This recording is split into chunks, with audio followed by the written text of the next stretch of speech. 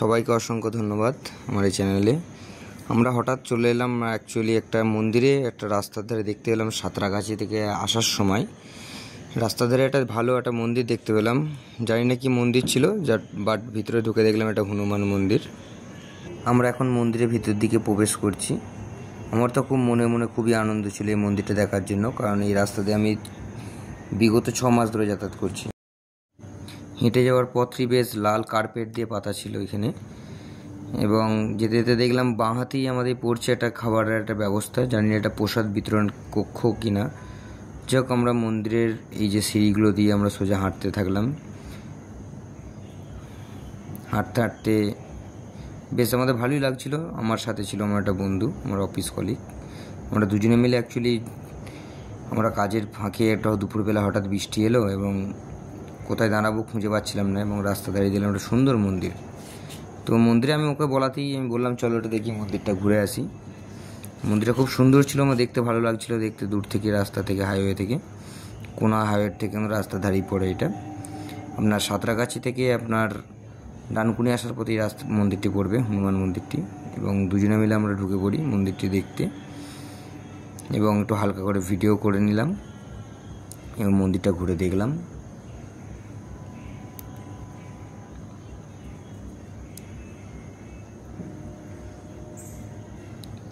ভিউটা ছিল একটা জাস্ট অসাধারণ ভিউ। সেটা বলে বোঝাতে পারবো না আমার এত সুন্দর লাগছিল। আমি এত এক্সাইটেড ছিলাম এই মন্দিরটা দেখার জন্য। এর আগেও ওই রাস্তা দিয়ে গেছিলাম এবং দেখেছিলাম রাস্তাটির ধারে একটা মন্দির পড়ে, বাট কোনোদিন সময় হয়ে আসেনি। জানি না আজকে কেমন ভগবানের কৃপা বলতে পারেন।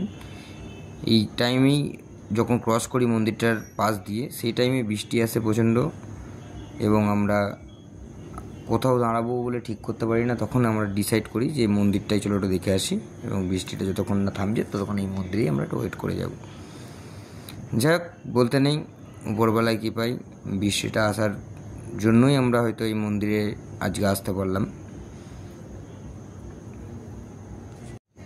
এবং মন্দিরটা এসে তো মন প্রাণ জুড়িয়ে গেল। তোমরাও চাইলে আসতে পারো, ঠিক আছে। একদম হাই রোডের ধারেই পড়ে এই মন্দিরটি।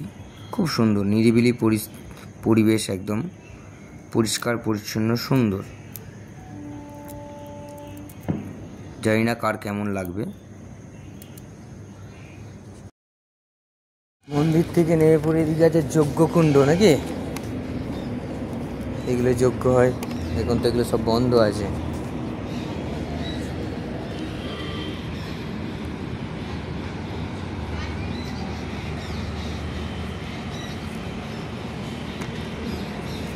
সাথে ছিল আমার অফিস কলিগ সূর্য। সূর্য খুব ফটো তুলতে ভালোবাসে, উনি ফটো ক্লিক করছিল, আর আমি তো ভিডিও করার জন্য প্রস্তুত রেডি ছিলাম। একটু ঘুরে ঘুরে ভিডিও করছিলাম, আর কিছু নয়। বাট এখানে যে সমস্ত মানে কারুকার্য করা আছে, আজকে আমরা রাস্তার ধারে দেখতে পেলাম সুন্দর একটা মন্দির বা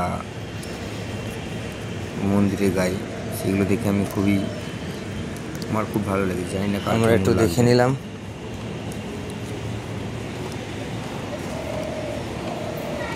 এই মন্দিরটা একটু ঘুরে দেখলাম, নিচেটা একটু এসে দেখি। নিচেতেও একটা ভালো সুন্দর একটা মন্দির করা আছে, এবং মন্দিরে ঢুকতেই দেখতে পারি একটা অসাধারণ দৃশ্য। সেটা বলে বোঝাতে পারবো না আমাদেরকে, এত সুন্দর লাগছিল এই জায়গাটা দেখতে।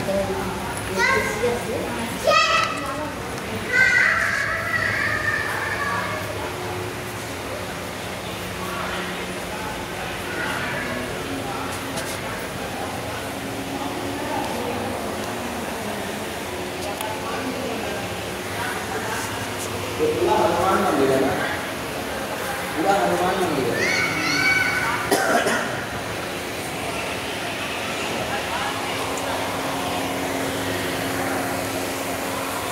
আমরা মন্দিরটা মোটামুটি ঘুরে দেখলাম, এবং সময়টাও আমাদের এখানে মন্দিরে কাটিয়ে নিলাম কিছুটা সময়।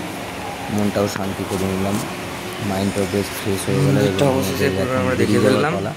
যাই হোক, আমরা এখন বাইরের দিকে যাচ্ছি হেঁটে হেঁটে।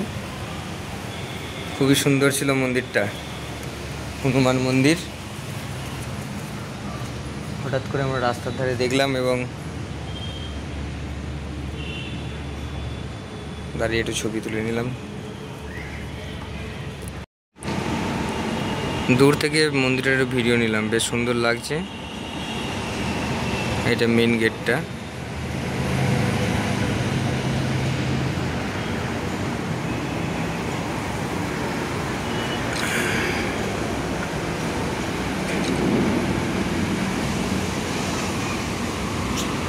সাঁতরাগাছি থেকে আসার পথেই একদম আপনার লেফট সাইডে পড়ে যেতে গুনা হাইওয়ে, চাইলে তোমরা দেখে আসতে পারো। আমার তো ভালো লেগেছে। চলো বেরিয়ে গেলাম, এবার চলে যেতে হবে। সবাইকে অসংখ্য ধন্যবাদ।